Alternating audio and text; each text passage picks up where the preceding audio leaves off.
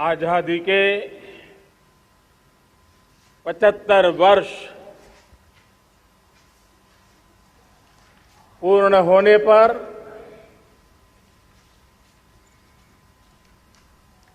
देशवासियों को अनेक अनेक शुभकामनाएं, बहुत बहुत बधाई। न सिर्फ हिंदुस्तान का हर कोना, लेकिन दुनिया के हर कोने में आज किसी न किसी रूप में भारतीयों के द्वारा या भारत के प्रति अपार प्रेम रखने वालों के द्वारा विश्व के हर कोने में यह हमारा तिरंगा आन बान शान के साथ लहरा रहा है। मैं विश्व भर में फैले हुए भारत प्रेमियों को, भारतीयों को आजादी के इस अमृत महोत्सव की बहुत बहुत बधाई देता हूं। आज का ये दिवस ऐतिहासिक दिवस है। एक पुण्य पड़ाव, एक नई राह, एक नए संकल्प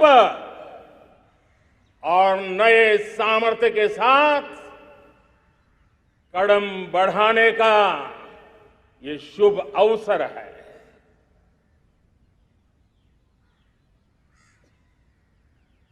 आजादी के जंग में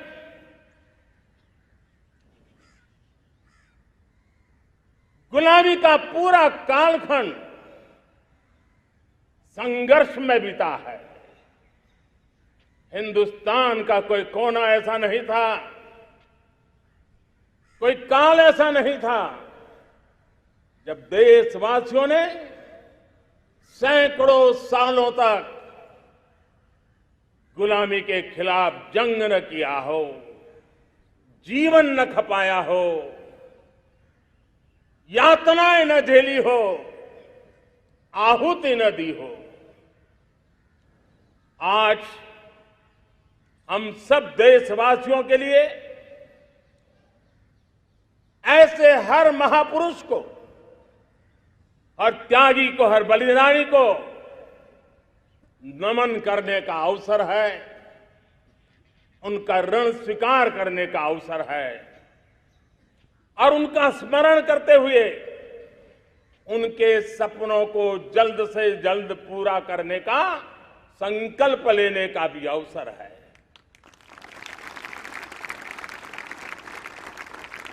हम सभी देशवासी कृतज्ञ हैं पूज्य बापू के, नेताजी सुभाष चंद्र बोस के, बाबा साहब आंबेडकर के, वीर सावरकर के, जिन्होंने कर्तव्य पथ पर जीवन को खपा दिया। कर्तव्य पथ ही उनका जीवन पथ रहा। यह देश कृतज्ञ है मंगल पांडे, तात्या टोपे, भगत सिंह, सुखदेव, राजगुरु, चंद्रशेखर आजाद, अशफाक उल्लाह खान, राम प्रसाद बिस्मिल, अनगिनत ऐसे हमारे क्रांति वीरों ने अंग्रेजों की हुकूमत की नींव हिला दी थी।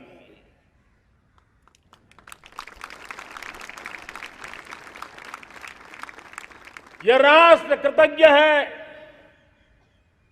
उन वीरांगनाओं के लिए,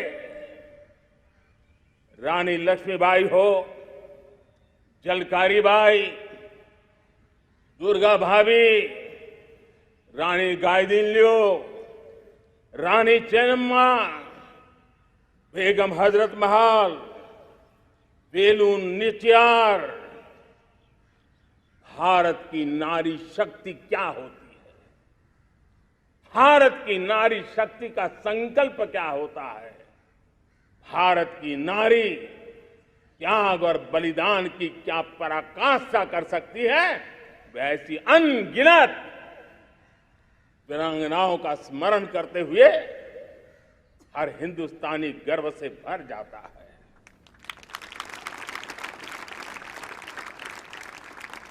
आजादी का जंग भी लड़ने वाले और आजादी के बाद देश बनाने वाले भी, डॉक्टर राजेंद्र प्रसाद जी हो,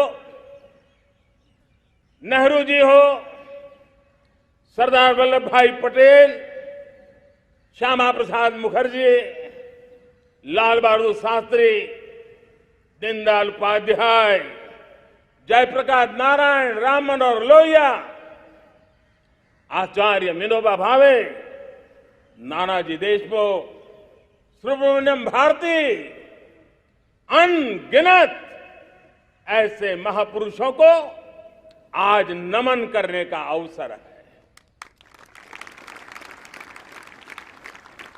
जब आजादी के जंग की चर्चा करते हैं तो हम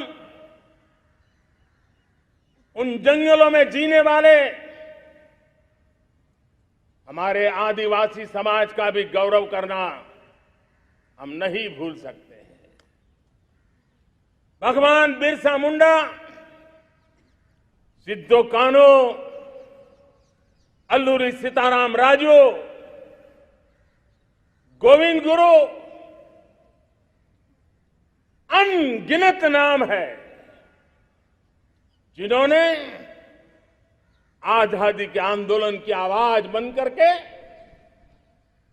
दूर सुदूर जंगलों में भी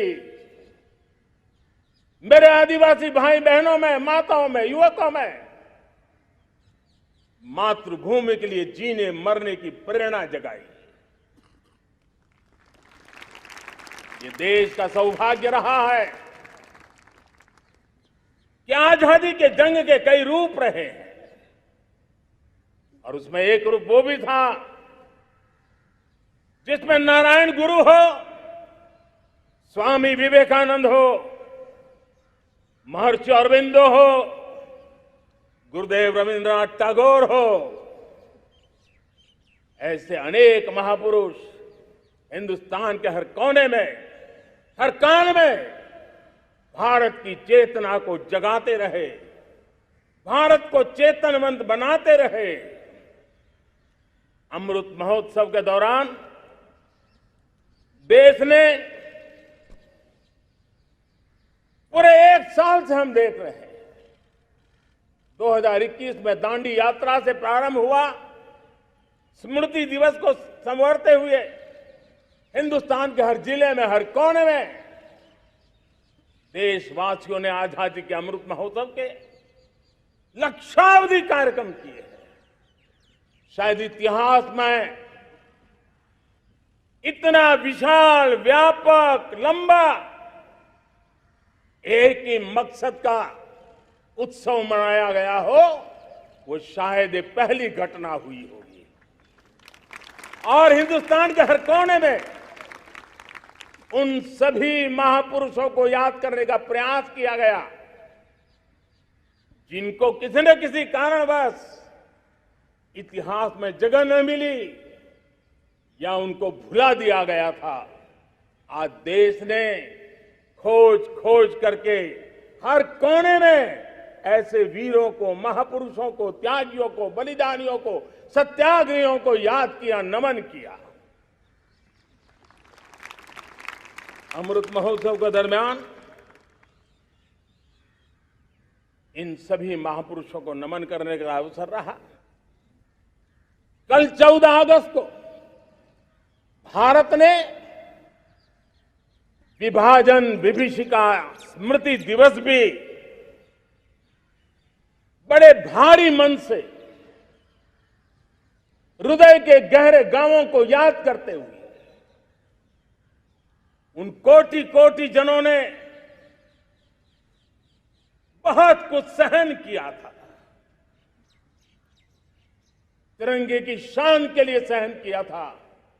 मातृभूमि की मिट्टी से मोहब्बत के कारण सहन किया था और धैर्य नहीं खोया था। भारत के प्रति प्रेम ने नई जिंदगी की शुरुआत करने का उनका संकल्प नमन करने योग्य है, प्रेरणा पाने योग्य है। आज जब हम आजादी का अमृत महोत्सव मना रहे हैं तो पिछले 75 साल में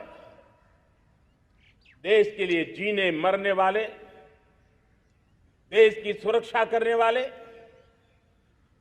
देश के संकल्पों को पूरा करने वाले, चाहे सेना के जवान हो, पुलिस के कर्मी हो,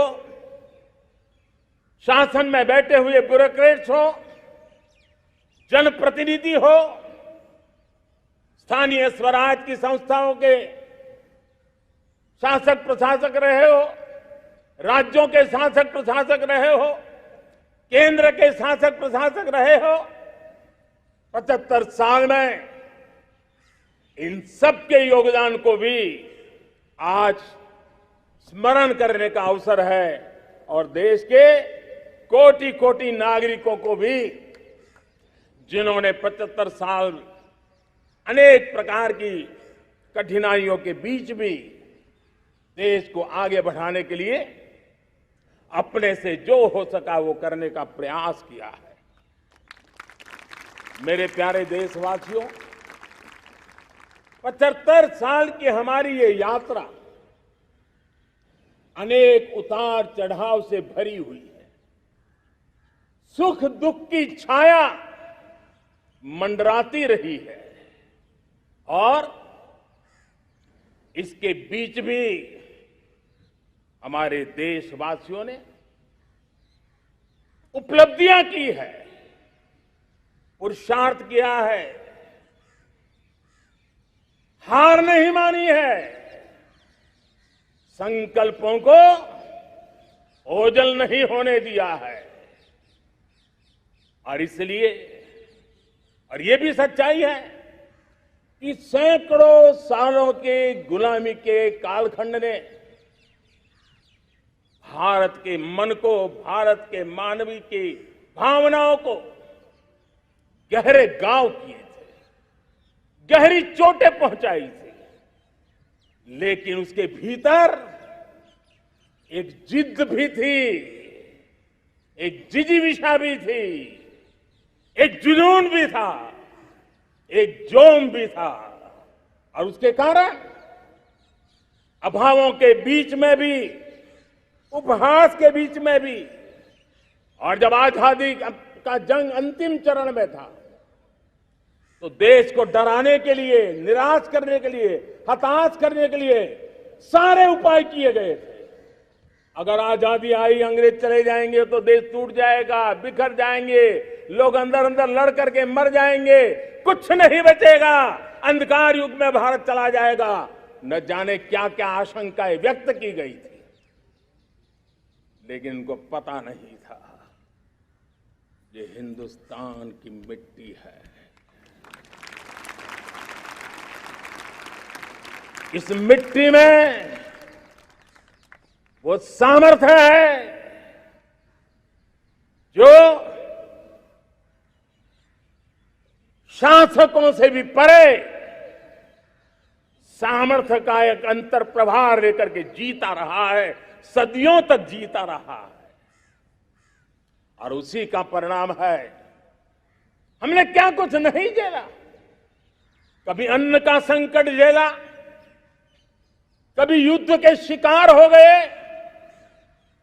आतंकवाद ने डगर डगर चुनौतियां पैदा की, निर्दोष नागरिकों को मौत के घाट उतार दिया गया, छद्म युद्ध चलते रहे, प्राकृतिक आपदाएं आती रही, सफलता विफलता, आशा निराशा, न जाने कितने पड़ाव आए हैं, लेकिन इन पड़ाव के बीच भी भारत आगे बढ़ता रहा। भारत की विविधता जो औरों को भारत के लिए बोझ लगती थी, वो भारत की विविधता ही भारत की एक अनमोल शक्ति है, शक्ति का एक अटूट प्रवाह है। और दुनिया को पता नहीं था कि भारत के पास एक इनहेरेंट सामर्थ्य है, एक संस्कार सरिता है, एक मन मस्तिष्क का विचारों का बंधन है, और वो है भारत लोकतंत्र की जननी है, मदर ऑफ डेमोक्रेसी है। और जिनके जहन में लोकतंत्र होता है, वे जब संकल्प करके चल पड़ते हैं, वो सामर्थ्य दुनिया की बड़ी बड़ी सल्तनतों के लिए भी संकट का काल लेकर के आती है। ये मदर ऑफ डेमोक्रेसी, ये लोकतंत्र की जननी हमारे भारत ने सिद्ध कर दिया कि हमारे पास ये एक अनमोल सामर्थ्य है। मेरे प्यारे देशवासियों, 75 साल की यात्रा में आशाएं, अपेक्षाएं, उतार चढ़ाव सब कुछ के बीच में हर एक के प्रयास से हम जहां तक पहुंच पाए थे, पहुंचे थे। और 2014 में देशवासियों ने मुझे दायित्व दिया। आजादी के बाद जन्मा हुआ मैं पहला व्यक्ति था जिसको लाल किले से देशवासियों का गौरवगान करने का अवसर मिला था।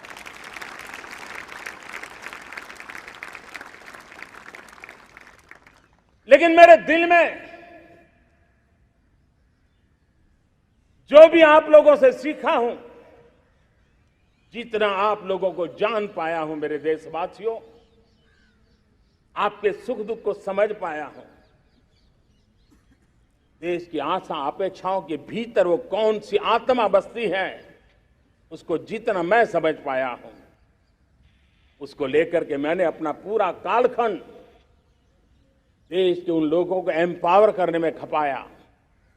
मेरे दलित हो, शोषित हो, पीड़ित हो, वंचित हो, आदिवासी हो, महिला हो, युवा हो, किसान हो, दिव्यांग हो, पूरब हो, पश्चिम हो, उत्तर हो, दक्षिण हो, समुद्र का तट हो, हिमालय की कंदराएं हो, हर कोने में महात्मा गांधी का जो सपना था आखिर इंसान की चिंता करने का, महात्मा गांधी जी की आकांक्षा थी अंतिम छोर पर बैठे हुए व्यक्ति को समर्थ बनाने की, मैंने अपने आप को उसके लिए समर्पित किया। और उन 8 साल का नतीजा और आजादी के इतने दशकों का अनुभव आज 75 साल के बाद जब अमृत काल की ओर कदम रख रहे हैं, अमृत काल की ये पहली प्रभात है, तब मैं एक ऐसे सामर्थ्य को देख रहा हूं और जिससे मैं गर्व से